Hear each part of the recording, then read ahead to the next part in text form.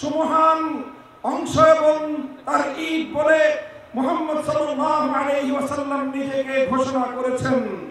আল্লাহর নবীর পরে ইসলামের নবুয়তের এই সুমহান প্রাসাদে অন্য কেউ যদি নবুয়তের পরিচয় দিতে চায়, সে নবুয়তের এই সুমহান রাজপ্রাসাদের আবর্জনা ময়লা বলে বিবেচিত হবে।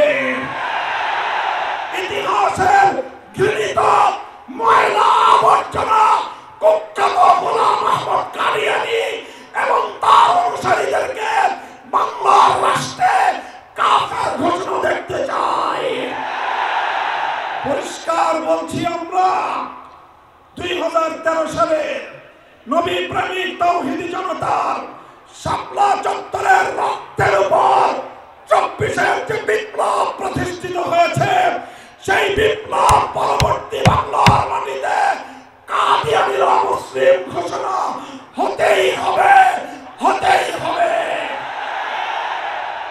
সরকারগুলোকে বলতে চাই, আমাদের পূর্বপুরুষ খতিব ওবায়দুল হক, শাইখুল হাদিস আল্লামা আজিজুল হক, সৈয়দ ফজলুল করিম পীর সাহেব চরমনাই, মুফতি ফজলুল হক আমিনী থেকে আল্লামা আহমদ শফি রহমতুল্লাহি আলাইহি, জুনায়েদ বাবু নগরী, সকলেই কাদিয়ানীদের খতমে নবুয়ত, এই কাদিয়ানীদের অমুসলিম রাষ্ট্রীয় ঘোষণা শুনে যেতে চেয়েছেন, দেখে যেতে চেয়েছেন।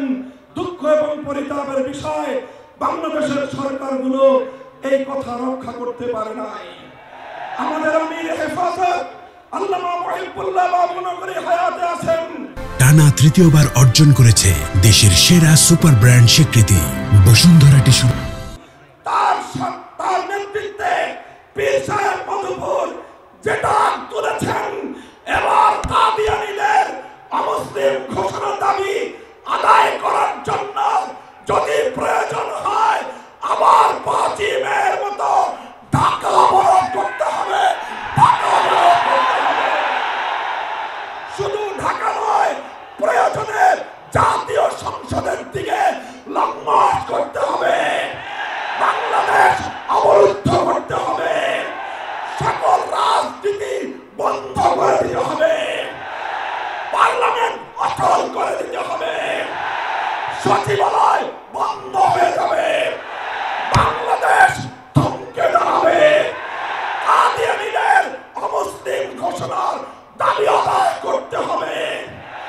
রক্ত দিতে হলে রক্ত দিতে হবে। জীবন দেওয়ার জন্য, খতমে নবুয়তের দাবি আদায়ের জন্য মাথায় কাফনের কাপড় বেঁধে শহীদ ঈদগাহে যেতে কারা প্রস্তুত, কারা প্রস্তুত? ইনশাআল্লাহ এ দাবি আদায় হবে। আর যদি সরকারগুলো দাবি আদায় করতে ব্যর্থ হয়, আগামী দিনে আমরা পার্লামেন্ট গঠন করব, আমরা ক্ষমতায় যাব, আমরা কাদিয়ানীদেরকে জাতীয় সংসদে আইন পাস করে কাফের ঘোষণা করব, অমুসলিম ঘোষণা করব ইনশাআল্লাহ।